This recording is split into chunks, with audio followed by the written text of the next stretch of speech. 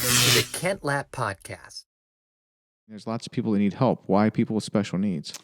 Like I said, we got a call out of the blue. I think it's a God thing. I grew up next to a young man that was just called mentally retarded back in the day. We didn't know. I have a god sister. She's kind of like my sister who has CP, and it didn't bother me.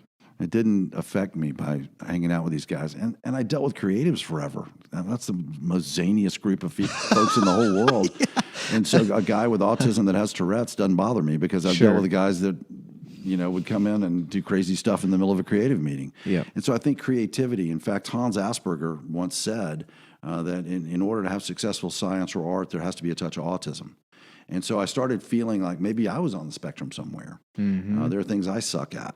And that I'm just disabled in, if you want to use that word. Yep. There's not much difference in me and someone that's diagnosed with a disability, unfortunately. Mm-hmm. Or maybe fortunately, and yet the access that I have because I haven't been diagnosed, or the access that I have because I've been given opportunity, is different. And so I wanted these guys to be able to go and be the best they could be. Mm-hmm. Are we going to train any first-chair editors at Cutters in Chicago? Probably not. Mm-hmm. It's a $350 an hour position. You're on the front line of cutting major national movies and commercials, and the pressure is ridiculous. And someone with autism might not be able to handle that.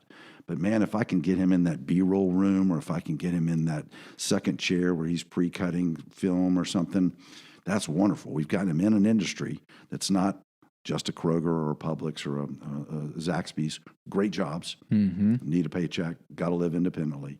But if we can give him a window to where he believes he can go and do that, that's all any of us want. I thought I could grow up and be James Taylor one day. Yeah. And that route took me to a lot of different places. But it was a route. Yes. And if the answer is you get to go pack a box and then you go home and sit and watch CNN, that's not a life. Yeah. And we want to try to change that. That's very cool. That's really, really cool.